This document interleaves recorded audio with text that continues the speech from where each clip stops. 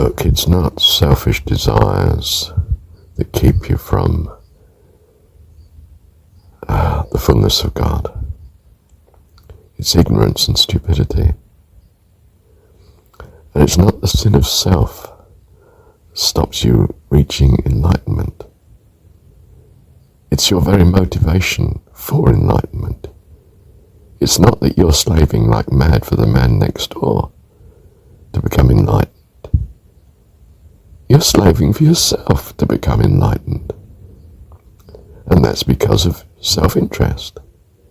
Take the self-interest away, you don't do anything. You're not interested. In fact, you're probably not interested in anything. Because there's no self to be satisfied. You get nowhere. You've killed life. Life is a directed self-interest. It's just that the fullness of life is the fullest of self-interest. In particular, where yourself has expanded to embrace all else.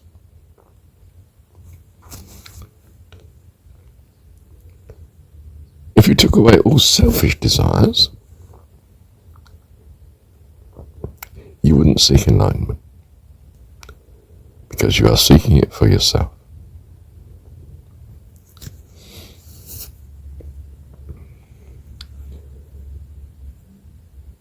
If you take away desire, you take away the impetus, the drive to act. You've got a notion of what you could do, but you don't do it because there's no gain as far as you're concerned. There's no self to be satisfied. There must be a self to seek enlightenment. And there must be a self to find it.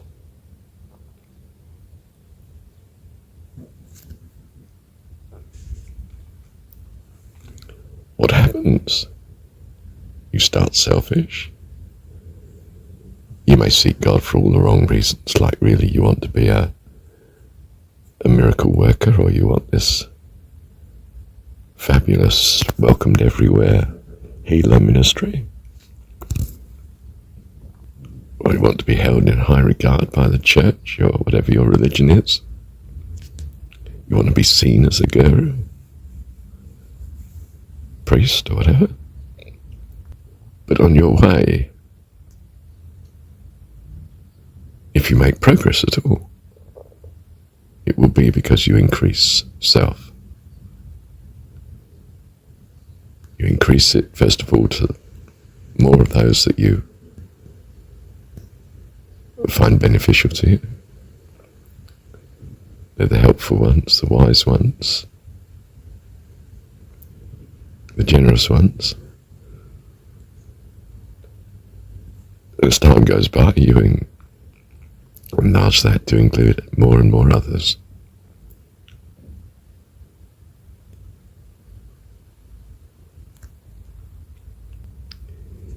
You could say he becomes selfless from the point of view of he doesn't put his narrow self before others.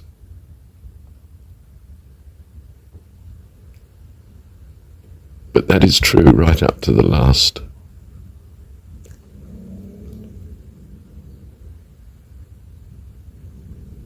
final point where self embraces all.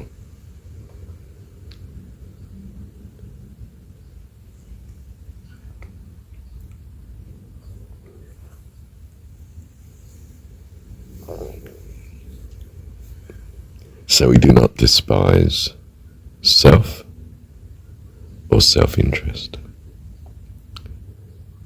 We despise ignorance, of course. Well, I'm not sure about despise. I don't think we despise anything, do we? Or hope not.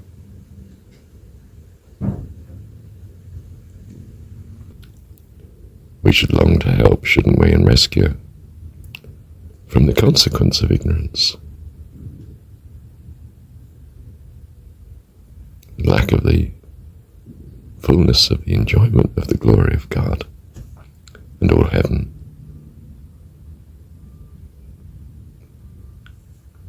Thank you,